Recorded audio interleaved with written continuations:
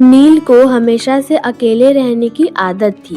शहर की भीड़ से दूर सस्ते किराए का घर उसे राहत देता था।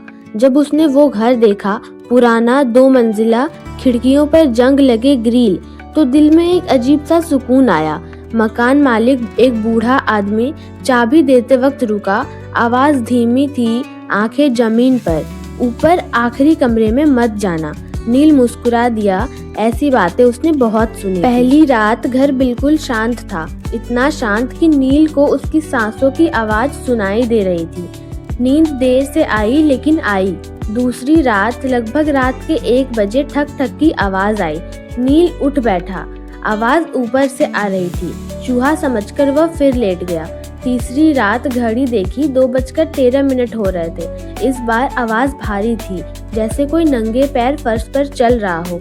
एक कदम, फिर दूसरा, और अचानक सब शांत। नील का गला सूख गया। चौथी रात नील ने रिकॉर्ड करने के लिए फोन ऑन किया।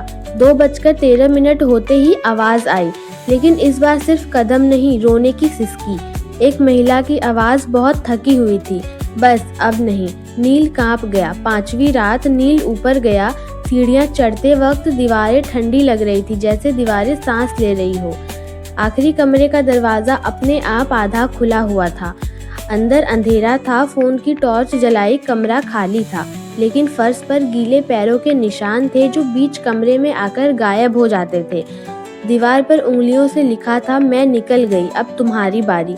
नील पीछे मुड़ा। दरवाजा बंद, अंधेरा, और उसके कान के पास एक फुसफुसाहट, 2:13 पर मिलेंगे। अगली सुबह घर खाली मिला। नील कभी नीचे नहीं आया। पड़ोसी कहते हैं हर रात 2:13 पर ऊपर वाले कमरे की बत्ती जलती है और सीढ़ियों पर नए कदम की आवाज आती है, क्योंकि खाली घर कभी खाली नहीं रहता।